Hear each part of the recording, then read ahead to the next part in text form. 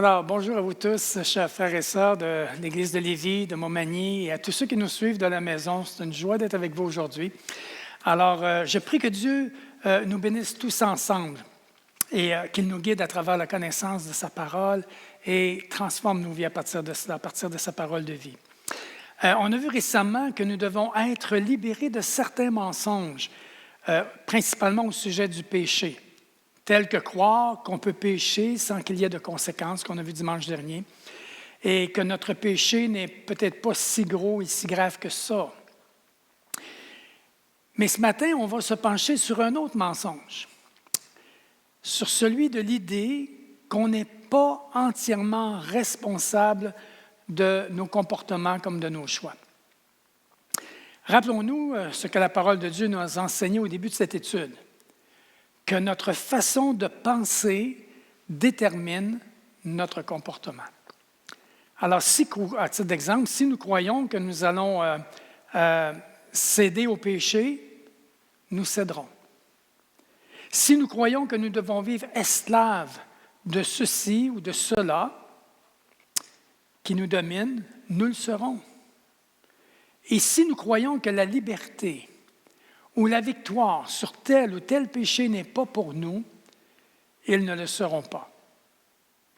Alors ce matin, on va regarder ensemble à la vérité, c'est-à-dire ce que la parole de Dieu nous dit au sujet de notre responsabilité et du choix de nos actions, afin que Dieu puisse guérir toute la cécité dont nous serions atteints et nous rendre vraiment libres, comme Jésus a dit, la vérité va vous rendre réellement libres. Prions ensemble quelques instants. Père Céleste, tu nous as donné ton Fils Jésus pour nous sauver de nos péchés et des mensonges qui façonnent notre façon de penser et de nos comportements pécheurs. Jésus a dit que ton Esprit Saint reposait sur lui et qu'il venait guérir les cœurs brisés, libérer les captifs, donner la vue aux aveugles et renvoyer libres les opprimés et proclamer ce temps de grâce dans lequel nous vivons encore en ce moment. Aussi, nous te demandons d'accomplir ce matin dans notre vie ta volonté, ton désir, que tu nous sauves pleinement et que tu nous libères complètement de tout mensonge qui nous empêche de marcher dans toutes tes voies. On te le demande dans le beau nom de Jésus, Père. Amen. J'aimerais vous poser la question, est-ce que vous connaissez les symptômes pandémiques du spamaphode? Le spamaphode viral. Laissez-moi vous dire ce matin qu'ils sont innombrables. On les attribue facilement et naturellement à notre caractère, au fait que je suis fait comme ça, c'est à prendre ou à laisser, ou si tu avais vécu ce que j'ai vécu, tu me comprendrais et tu ne serais pas différent. Ce qui exprime que je ne suis pas entièrement responsable de mes comportements et de mes réactions. Il y a aussi l'habitude de penser que tout ce que je fais de travers, c'est la faute des autres. En fait, c'est le premier et le plus ancien prétexte qui a servi pour cacher le péché. Rappelons-nous d'Adam et Ève. Après qu'ils ont mangé le fruit défendu qu'on retrouve dans Genèse 3, versets 8 à 13, et je vous lis ce matin. Alors ils entendirent la voix de l'Éternel Dieu qui parcourait le jardin vers le soir, et l'homme et sa femme se cachèrent loin de la face de l'Éternel Dieu, au milieu des arbres du jardin. Mais l'Éternel appela l'homme et lui dit, « Où es-tu? » Il répondit, « J'ai entendu ta voix dans le jardin et j'ai eu peur parce que je suis nu et je me suis caché. » Et l'Éternel Dieu dit, « Qui t'a appris que tu es nu, Adam? Est-ce que tu as mangé de l'arbre dont je t'avais défendu de manger? » L'homme répondit, la femme que tu as mise auprès de moi m'a donné de l'arbre et j'en ai mangé. Et l'Éternel Dieu dit à la femme, pourquoi as-tu fait cela? La femme répondit, le serpent m'a séduite et j'en ai mangé. On retrouve le syndrome du c'est pas ma faute. Laissez-moi vous faire remarquer certaines choses dans le texte qu'on vient de lire ensemble. Premièrement, on ne peut pas se cacher de Dieu. La parole de Dieu nous dit qu'il est omniscient, omniprésent et omnipuissant. Il est Dieu. C'est ce qui fait qu'il est Dieu. Il sait absolument tout de ce qui s'est passé ici, dans le Jardin d'Éden. Et laissez-moi vous dire que nous aussi, nous aurons un jour à le faire, c'est-à-dire à rendre compte de nos actes devant Dieu, tout comme Adam et Ève ont eu à le faire. Deuxièmement, Dieu s'est adressé à chacun d'eux personnellement, et particulièrement du fait qu'ils se sont cachés. Il n'a pas dit « Qu'avez-vous fait ?» Dieu s'est adressé à Adam en premier, et à lui personnellement. Genèse 3, 11. Qui t'a appris que tu es nu? Toi, Adam. Est-ce que tu, toi, Adam, as mangé de l'arbre dont je t'avais défendu de manger? Autrement dit, qu'est-ce que tu as fait, Adam?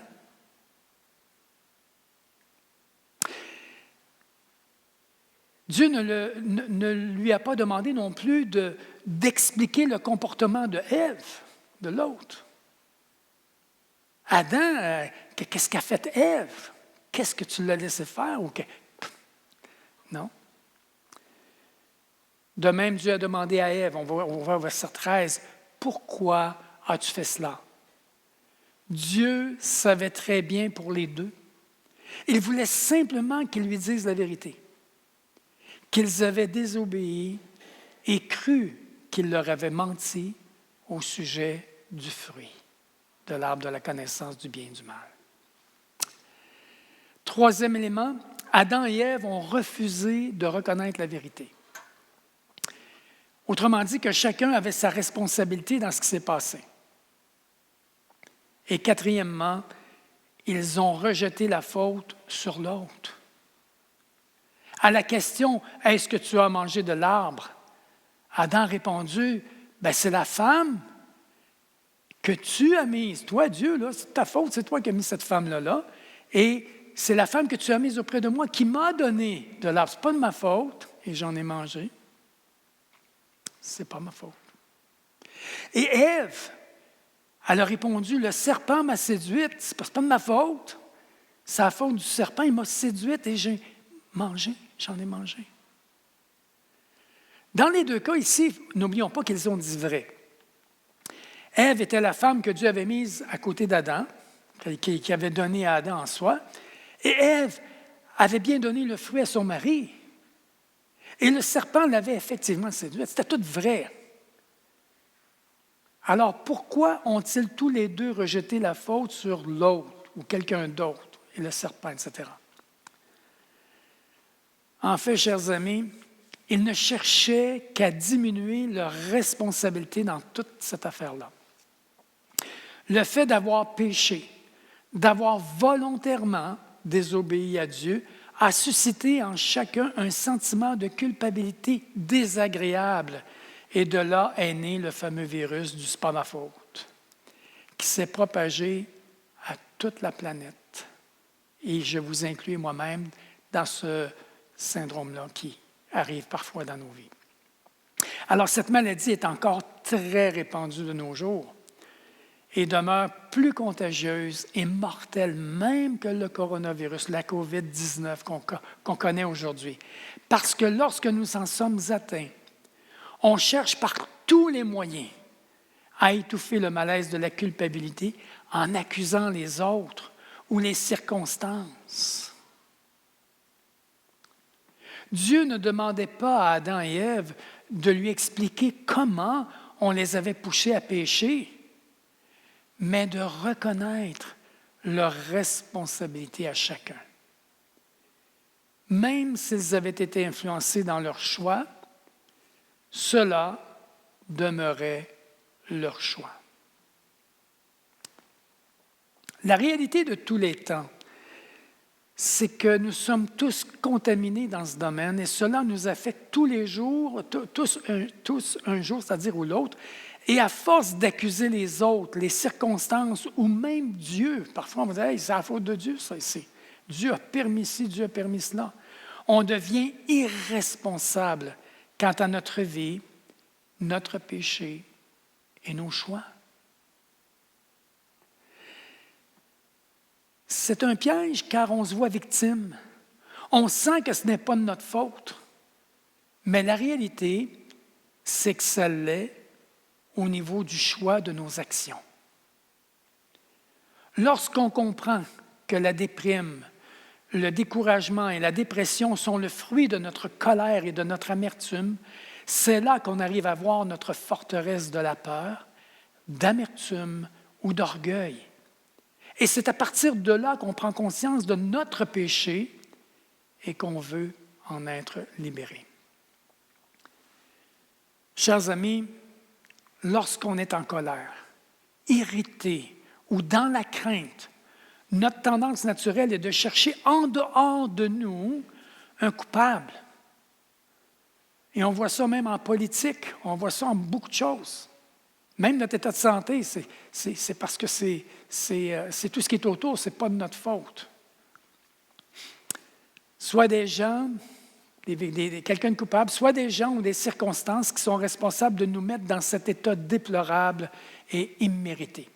Et j'aimerais vous donner un exemple avec ma propre vie, un événement dans ma vie qui a eu tellement, mais tellement d'impact pendant de longues années. Ma famille, on avait déménagé de Québec pour s'installer dans la région de Montréal. Alors, on est parti de la campagne de Cacouna, on est venu s'installer à Québec pendant 3 ans et après ça, on a déménagé dans la région de Montréal et j'étais en plein dans mon adolescence. À Québec, à l'époque, quand on était ici, je faisais mon cours classique au public. Et j'avais achevé mon élémentaire et ma syntaxe avec d'excellentes notes. Et j'aspirais à cette époque-là à devenir médecin. Ça m'attirait beaucoup, beaucoup la médecine. Après avoir éliminé l'idée première que j'avais eue d'être prêtre quand j'étais plus jeune, et quand j'ai su que la prêtrise exigeait le célibat, il n'était plus question pour moi de penser à cela, étant donné que ce que je ressentais dans mon corps et les désirs que j'avais d'éventuellement avoir une famille. Alors, là où on habitait, dans la région de Montréal, sur la rive sud, il n'y avait pas d'école publique classique. Mais il y avait un séminaire des Pères Trinitaires à 2 kilomètres de chez moi. Alors, comme notre famille était plutôt pauvre, on n'était vraiment pas riches, mais que quand même, j'avais eu d'excellents résultats scolaires au niveau de mon cours classique, je suis allé avec mes parents rencontrer les responsables du séminaire pour faire une demande si je pouvais être accepté comme étudiant externe. Alors, comme de fait, j'ai été accepté. J'étais le seul étudiant qui était externe. Tous les autres étudiants vivaient dans le pensionnat. C'était tout sur place. C'était des gens, je vais vous dire, des fils de Jean Lez en général, de gens qu'on voyait à la télévision, des artistes, des sportifs, etc., qui étaient connus, des grands médecins, etc. Alors, j'étais un peu tout seul de ma gang. Je pense que vous pouvez comprendre. J'avais l'habillement standard qui était obligatoire sur place, mais je n'avais pas le langage, le discours. Et un jour, dans un des garçons de ma classe en méthode, et là j'étais dans les premiers mois, on était probablement au mois d'octobre à ce moment-là, il y a un garçon que pour une raison que je ne connais pas, il ne m'aimait pas tellement le visage, il s'est mis à me traiter roi l'habitant. Et il me pointait du doigt avec ses amis, c'était en gang, puis « Hey, roi l'habitant ». Et ça me choquait, ça me dérangeait, mais je n'osais pas parler, je n'osais pas rien dire. Et il le faisait devant ses amis, donc je n'étais pas à l'aise, j'étais tout seul. Et je peux vous dire qu'une des principales raisons était qu'à l'époque, mon père, à cause un peu de la pauvreté qu'on avait, c'est mon père qui nous coupait les cheveux. Il prenait un bol, puis il faisait un tour avec un clipper, avec quasiment que les peurs animales, je pense, entre autres. Mais ça donnait une coupe pas très jolie, pas très, un peu un look choc, je vais le dire comme ça. Surtout quand c'était fraîchement fait, c'était vraiment pas, agréable. J'avais un sentiment d'être méprisé à cause de ça, d'être rejeté, d'être ridiculisé. Et un jour, on était rendu pas loin de la période des fêtes, probablement au début de décembre, mais là j'étais plus capable et je vivais beaucoup de colère en dedans. Et à un moment donné, je me suis décidé de lui dire, écoute, appelle-moi plus comme ça, parce que si tu continues à m'appeler comme ça, je vais te régler ton compte. On va régler ça ensemble, juste les deux. Et là, j'ai montré mes points. Et là, il m'a ridiculisé devant ses chums, gna, gna, gna, roi l'habitant. Et quelques jours plus tard, ça a été plus fort que moi, j'ai sauté la coche. Et je lui ai sauté dessus et je l'ai frappé solide, j'ai envoyé à l'hôpital. Et les gens ont eu de la misère à me départir du jeune homme, étant donné que j'étais très en colère. J'ai surréagi en quelque part. C'était comme de la colère accumulée qui s'est présentée à ce moment-là. Alors, ce qui s'est passé, c'est qu'effectivement, le collège m'ont dit de retourner à la maison, qu'ils allaient évaluer la situation et déterminer si j'allais pouvoir continuer les cours ou non. Et le jeune homme, les parents ont porté plainte. Même, il aurait quasiment pu poursuivre mes parents pour la situation, mais en tout cas, j'ai été congédié. J'ai été remercié de l'école. On m'a demandé de ne plus revenir au collège et de trouver un autre collège. Alors, mes parents étaient probablement encore plus en colère que la famille du jeune homme que j'avais blessé. Et à ce moment-là, mes parents ont décidé de m'envoyer avec mes sœurs à la polyvalente de Longueuil. Et là, j'avais mon petit habit de collège et je suis arrivé là-bas habillé comme ça. Et là, les gens, ça l'a amené de la moquerie. Je me suis retrouvé dans le même pattern. Les gens me pointaient du doigt par rapport à mes cheveux, par rapport à mon petit habit et toutes ces choses-là. Et je me suis fait rejeter, me fait ridiculiser. Et là, même dans ce temps-là, il y avait beaucoup de gens dans ces écoles-là. C'était pas comme les collèges. Là c'était des milliers de jeunes. Et dans les coins de corridor, je me faisais bousculer à un moment donné, ridiculiser. Et là, j'ai commencé à revivre la même colère que je vivais au séminaire. Et je voyais par contre que j'étais seul et que les autres, c'était tout en gang et c'était assez rough. Et il y avait des bagarres de temps en temps, puis je ne voulais pas me bagarrer avec des 3-4 gars. Pour moi, ce n'était pas pensable. Et ça m'a amené à essayer de trouver des moyens de survivre un peu à travers ça. Et là, à travers les sports, j'aimais beaucoup les sports et je me débrouillais bien. Et je me suis fait des amis avec les sports qui sont devenus un peu mes protecteurs. Donc, quelques-uns qui étaient des amis, en fait, pas très recommandables. Des gens, dont un, entre autres, que je me souviens, qui se promenait toujours avec un couteau dans ses poches. J'étais un peu la terreur au collège, puis tout le monde avait peur de ce gars-là. Et il est devenu mon ami à cause des sports. Donc, on m'a laissé tranquille. Par contre, ce qui s'est passé, c'est que dans la frustration que je vivais, j'ai perdu complètement le désir de vouloir être médecin, puis tout ça. C'est comme si mon rêve s'est tout écroulé. C'est comme j'ai perdu le goût des études. J'ai perdu le goût vers où je m'en allais. Et ça m'a amené dans du découragement à commencer à traîner avec des amis. Ce que j'appelais des amis, mais qui n'étaient pas nécessairement des amis. Ils étaient malheureusement des mauvaises influences. Et c'est venu impacter beaucoup de choses dans ma vie. Et là, mes parents, mais ça a mis beaucoup de pression. Et mon père a dit, écoute, à 18 ans, tu as ta majorité, prépare-toi. À 18 ans, tu pars de la maison, tu vas travailler, tu gagnes ta vie. Si tu veux continuer tes études, bien, tu le feras de soir. Et tout ce que je vivais, mon monde, il n'y a plus rien qui fonctionnait. Même les jeunes filles, j'aurais voulu avoir une blonde, mais étant donné ma chevelure et tout ça, les filles n'étaient pas très attirées par moi. Et je m'en suis pris à mon père à un moment donné. J'ai dû me battre avec lui pour qu'il arrête de me faire les cheveux comme il me les faisait. Et j'ai commencé à avoir les cheveux longs à un moment donné. Mon père a un peu démissionné parce qu'il ne savait plus trop gérer la situation. et ma mère non plus. Et j'étais devenu assez impulsif. J'ai fait quelques fugues et c'était comme ma vie, je ne savais plus où je m'en allais.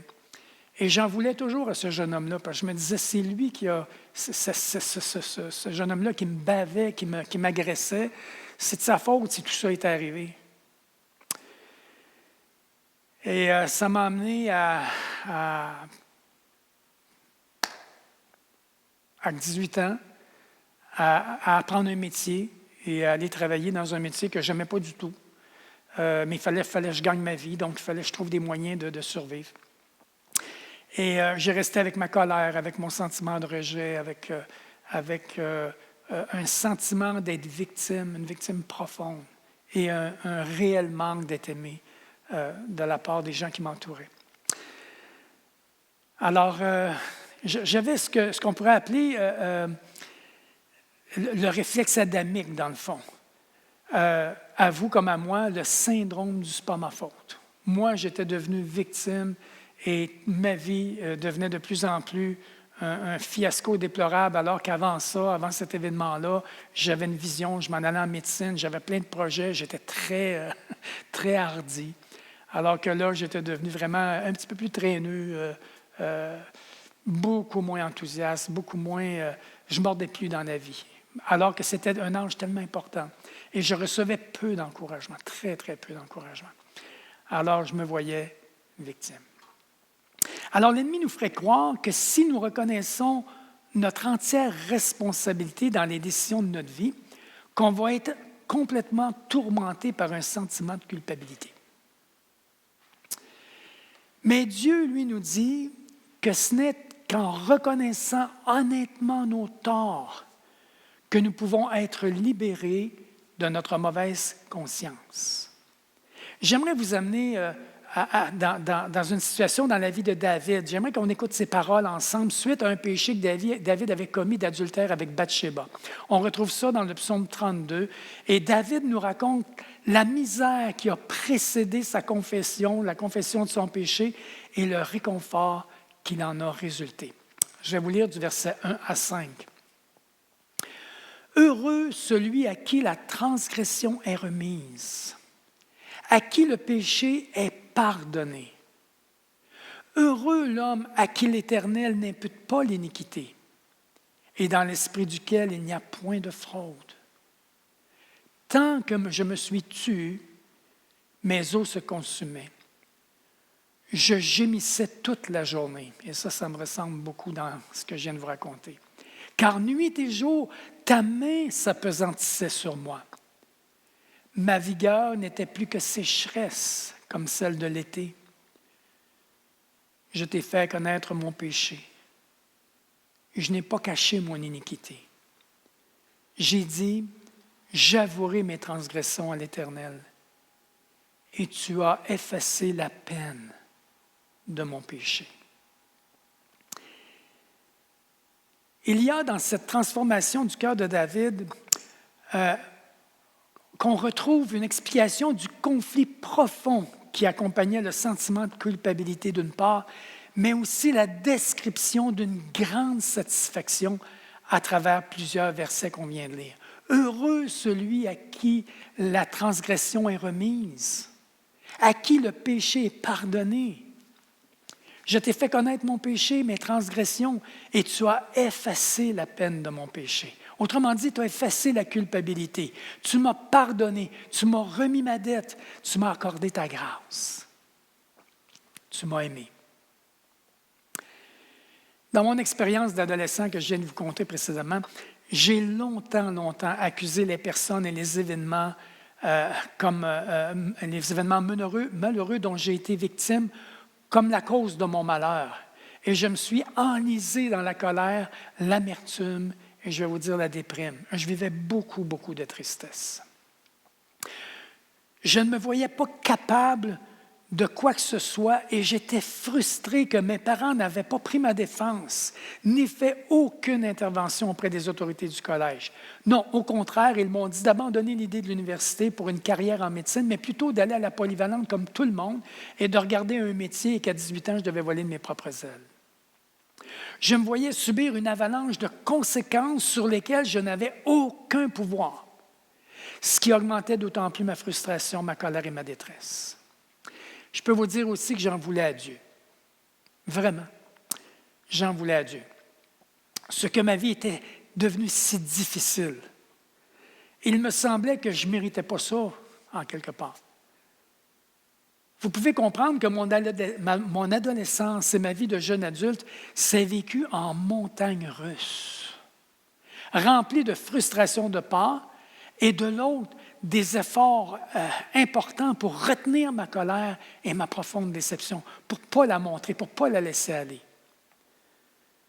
Ce mal de vivre m'a entraîné dans une série de mauvais choix de fréquentation, mauvais choix de carrière, de relations familiales tendues, de mauvaises attitudes envers mes parents et envers aussi les autorités et envers Dieu, duquel je me suis mis à douter et finalement ignorer, convaincu qu'il n'avait pas pris soin de moi et qu'il n'existait peut-être pas finalement.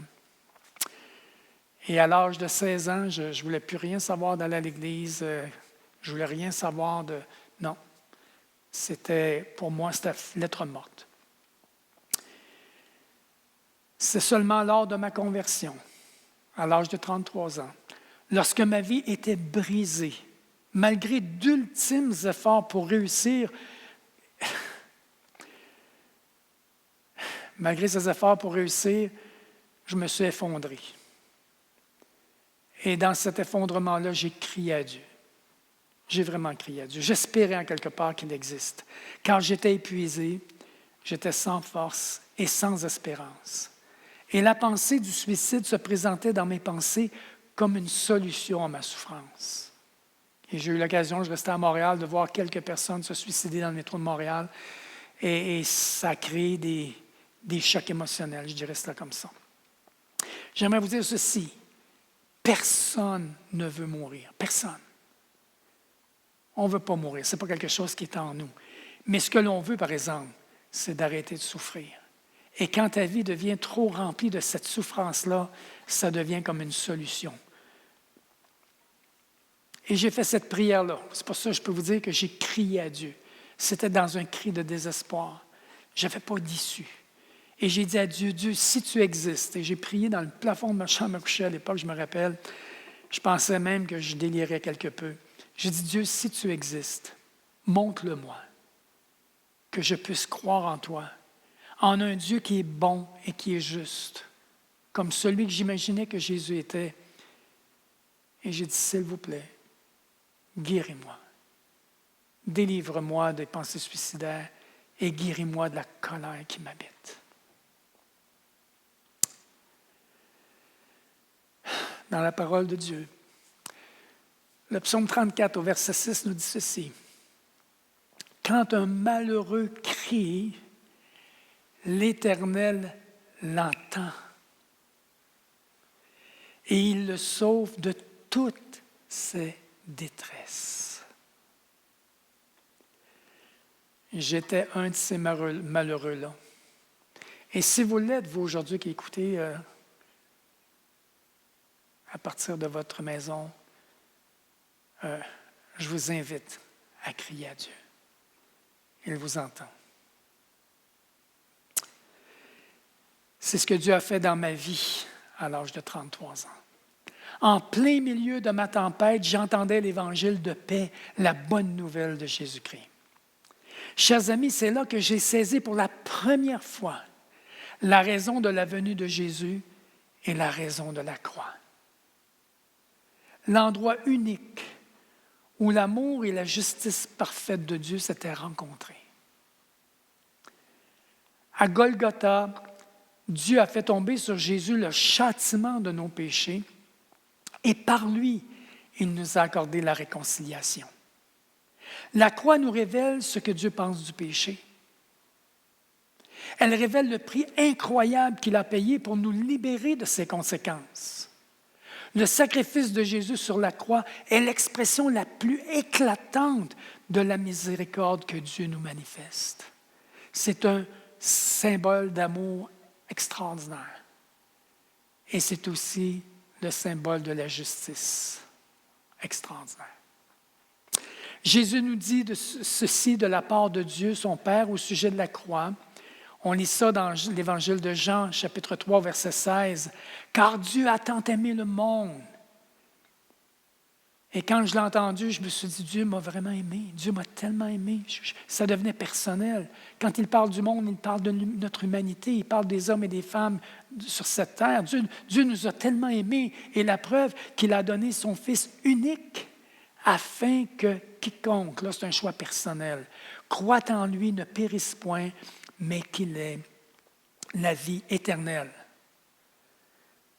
Jésus était venu accomplir la volonté de son Père. C'est pour ça qu'il pouvait le dire, il pouvait l'affirmer. Et lors du dernier repas avec ses disciples, lors de ce qu'on appelle la Sainte Seine, alors c'est la dernière part que Jésus a partagée avec les disciples, dans Matthieu 26 au verset 28, Jésus a pris la coupe et dit, « Et ceci est mon sang, le sang de l'alliance qui est répandu pour vous, pour beaucoup, pour ceux qui vont croire, pour le pardon des péchés. » Alors Jésus savait exactement la raison de la croix. Il était venu, c'était la raison de sa venue. Il n'était pas venu pour lui, il était venu pour vous et pour moi. Et c'est quand j'ai réalisé la grâce imméritée que Dieu m'accordait en Jésus que j'ai été capable de pardonner à mon tour à tous ceux qui m'avaient fait souffrir, en commençant par ce jeune moqueur qui avait été la source de beaucoup de mes malheurs et aussi de plusieurs de mes péchés. Parce que je me suis vengé de d'autres manières, vous savez. Et j'ai été capable de pardonner à mon père et à plusieurs autres personnes qui m'avaient blessé profondément et Dieu a pu me libérer de cette colère-là. Et j'ai pu me réconcilier avec ces personnes-là. J'ai compris ma responsabilité face au péché. Je ne pouvais pas empêcher les gens de se moquer de moi ou d'être méchants avec moi par moments, ce dont j'étais 100% victime. Mais pour ce qui est de mes choix de réaction, me battre, abandonner mon rêve de devenir médecin, ne plus faire d'efforts pour réussir, m'isoler, faire des choix de mauvaise fréquentation pour me protéger qui étaient non recommandables, et je le savais très bien, et qui m'ont influencé très négativement pendant une période de ma vie. L'entretien de la colère envers mes parents et bien d'autres mauvais choix. En tout cela, chers amis, j'étais 100% responsable. À 33 ans, lorsque j'ai entendu l'Évangile de Jésus-Christ, je donnais ma vie à Jésus. J'avais compris que Jésus avait donné sa vie pour moi et il m'appelait à lui donner ma vie, à lui donner le contrôle de ma vie, je vais vous le dire comme cela. Et tout ce que j'avais à lui offrir, écoutez bien ceci, c'était ma réalité. La seule chose que je pouvais y offrir, c'était la faillite de ma vie. Je n'avais rien d'autre. Mais lui, c'est la richesse de son pardon qu'il m'a donné. Cette justice accomplie à la croix, le pardon qui m'a libéré. Le jour où j'ai mis ma foi en Jésus, c'est comme un fardeau d'une tonne qui tombait de mes épaules au pied de la croix. Et j'ai entendu le verset de 2 Corinthiens, chapitre 5, verset 17, qui dit ceci. « Si quelqu'un est en Christ, et je venais de donner ma vie à Jésus, je venais de faire ce pas d'être en Christ. Il est une nouvelle création. Les choses anciennes sont passées. Voici, toutes choses sont devenues nouvelles. » Chers amis, frères et sœurs, chaque pardon accordé, comme chaque pardon reçu, nous libère véritablement. Cela a transformé ma vie. J'ai passé de la tristesse à la joie, de l'anxiété à la paix intérieure et du vide à la plénitude de Dieu. Cela ne veut pas dire que ma vie était devenue plus facile tout d'un coup par un coup de baguette magique, pas du tout. Et que mes problèmes avaient disparu, pas du tout. Mais que Jésus était avec moi dans la barque au milieu de la tempête de ma vie. Ce nouveau départ dans ma vie avec Dieu m'a amené à entreprendre, avec l'aide du Saint-Esprit, bien sûr, la réparation au fur et à mesure des pots que j'avais cassés. à me réconcilier avec mes proches, à restaurer certaines relations que j'avais abandonnées ou que j'avais brisées volontairement parce que je les avais jugées responsables de ma vie malheureuse. Qu'en est-il de vous? Permettez-moi de vous poser la question ce matin. Qu'en est-il de vous? L'ennemi de Dieu, celui dont Jésus a dit dans Jean 10, versets 10 et 11, « Le voleur vient seulement pour voler, pour tuer et pour détruire. » Il est venu voler ce qui appartenait à Dieu. « Moi, je suis venu, Jésus a dit, afin que les hommes aient la vie, une vie abondante. Je suis le bon berger. Le bon berger donne sa vie pour ses brebis. »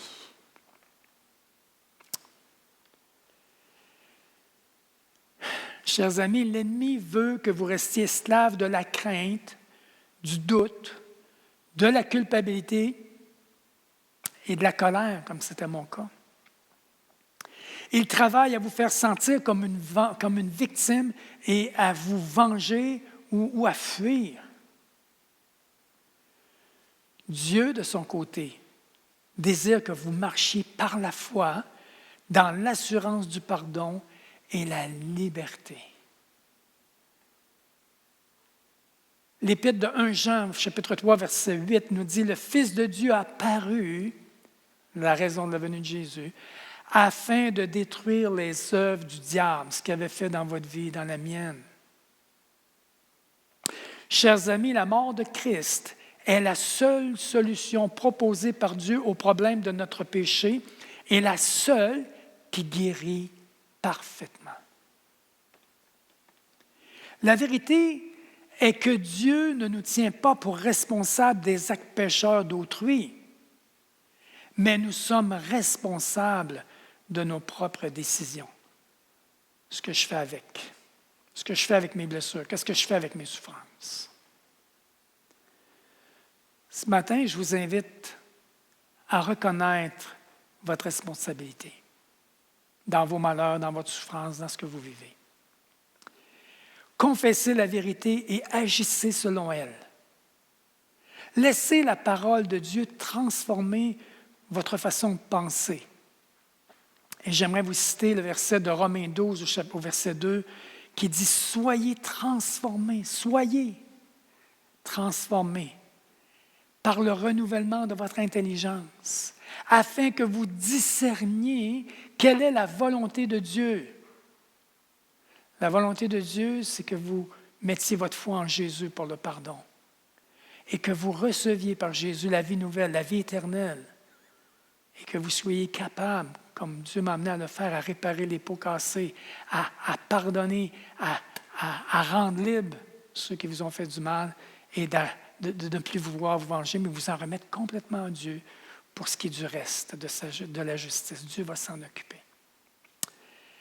Alors, soyez transformés par le renouvellement de l'intelligence afin que vous discerniez quelle est la volonté de Dieu. Et regardez bien, sa volonté, elle est bonne, agréable et parfaite. Prions ensemble.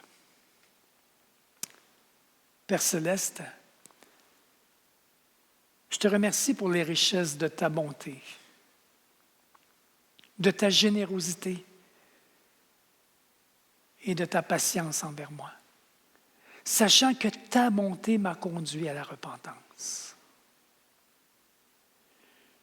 Je confesse que je n'ai pas fait preuve de la même bonté ni de la même patience envers ceux qui m'ont fait du mal. Je réalise ce matin que je suis 100% victime des péchés des autres à mon égard, mais que je suis aussi 100% responsable de mes actions et de mes réactions qui ont causé des souffrances aux autres par mes mauvais choix. Je te confesse ce matin que j'ai persisté dans ma colère et mon ressentiment. Seigneur, je choisis de ne plus persister dans mon ressentiment et je renonce à toute vengeance et te demande de guérir mes émotions meurtries. Pardonne-moi, Jésus, et que ton sang précieux répandu à la croix me lave de mes péchés et purifie mon cœur.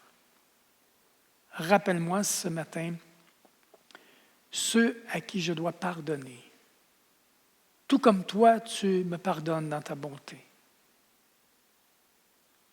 Et je te remercie de m'avoir délivré des liens de ma colère et de mes ressentiments et d'avoir rétabli ma communion avec Dieu, de m'avoir permis de me réconcilier avec Dieu.